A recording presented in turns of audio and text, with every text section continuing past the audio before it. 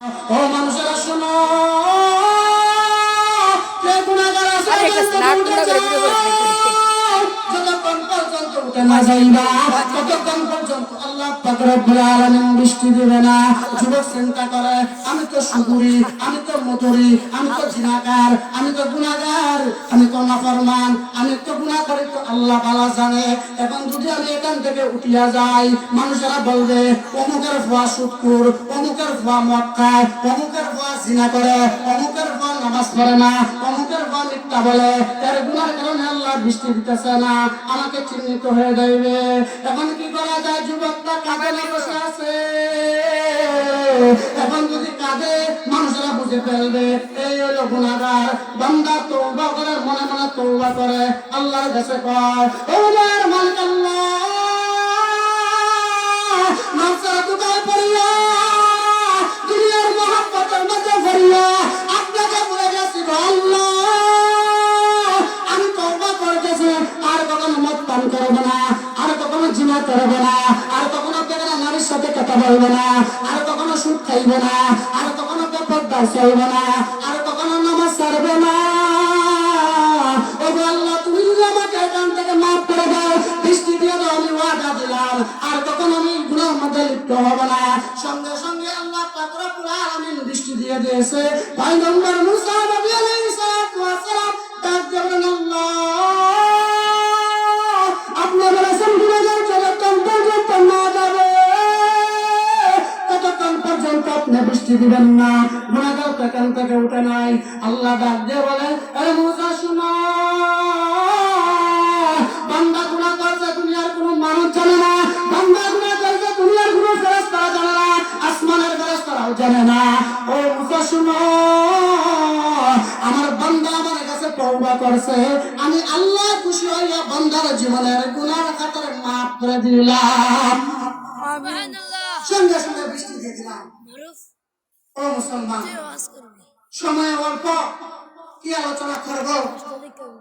আল্লাহ বলেন, তোমরা যদি তওবা করো আমি আল্লাহ মাফ করে দিব। আবু বকর হয়, তওবা করে, তওবা করতে দেরি হয়, আল্লাহ জীবনের গুনাহ মাফ করতে দেরি হয় না। দুই নম্বরে ওই জায়গাটাকে আল্লাহ পাক নেক দ্বারা পরিবর্তন করে দেয়। মুসলমানের আদর্শ হবে মুসলমানের মতন। আমার আদর্শ দেখিয়া ইহুদিরা মুসলমান হওয়ার কথা, কিন্তু তোমার আমার আদর্শ দেখিয়া শয়তানে গোষ্ঠী মারে। শয়তানে ভাইরা আমাকে বড়টা, আমার জাতি ভাই, আমার ভাই আমরা দেখতে পারে না, আমার বোন আমরা দেখতে পারে না, কারণটা কিন্তু আমার আদর্শ খারাপ। ইসলামের আদর্শ কত সুন্দর। খলিফাতুল মুসলিমিন হযরত ওমর রাদিয়াল্লাহু আনহু জনাব হযরত আবু বকরের ইন্তেকালের পর আবু বকর কেমন মানুষ ছিল, আবু বকরের কেমন আমল ছিল, আবু বকরের কেমন তাকওয়া ছিল, আবু বকর কেমন দরিদ্র ছিল, এটা নিয়ে একটা সেমিনার হয়েছিল। সমস্ত সাহাবায়ে কেরামেরা বক্তব্য দিয়েছে, আবু বকর অত্যন্ত আমলদার মানুষ, আবু বকর অত্যন্ত দানশীল মানুষ। একটা গ্রামের লোক, একটা গ্রামের মানুষ যারা বলেন, খলিফাতুল মুসলিমিন ওমর শোনো, আমি আবু বকরের সম্পর্কে এমন একটা কথা জানি দুনিয়ার কোনো মানুষ জানে না। কি কথা? তো প্রতিদিন রাত্রে হযরত আবু বকর হালুয়া রুটি লইয়া এদিকে বসে যেত হাঁটতে হাঁটতে। খলিফাতুল মুসলিমিন ওমর যার ব্যাপারে আমার নবী বলেন, লাউকানা বাদি নবী লা কানা ওমর, আমার বড় নবী হলো ওমর। এই তো ওমর চিন্তা করে, আমার নবী সাহাবী আবু বকর হালুয়া রুটি কইলে যেত, উনি হালুয়া রুটি কিছু লইয়া ওই দিন রাত্রে রাস্তা দিয়ে হেঁটে যায়। মুসলমান ভাইরা আমার, খলিফাতুল মুসলিমিন ওমর হালুয়া রুটি নিয়ে রাস্তা দিয়ে হেঁটে হেঁটে যায়। মরুভূমি কিছু দেখা যায় না, হঠাৎ করে লক্ষ্য করে দেখে একটা বড় দেখা যায়, সামনে দিয়ে যাওয়া যায় না, দুর্গন্ধ দুর্গন্ধ, নাকের মধ্যে কাপড় জড়িয়ে ঘরের ভিতরে গেলেন।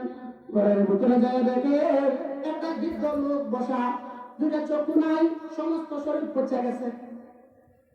খলিফাতুল মুসলিমিন ওমর বলল, আসসালামু আলাইকুম, চাচা কেমন আছেন? বৃদ্ধ লোকটা চোখ নাই, অন্ধ। তো বাবা কেমন আছে? একদিন দুদিন তিন দিন হয়ে যায়, ফেরার বুঝে আমি মরে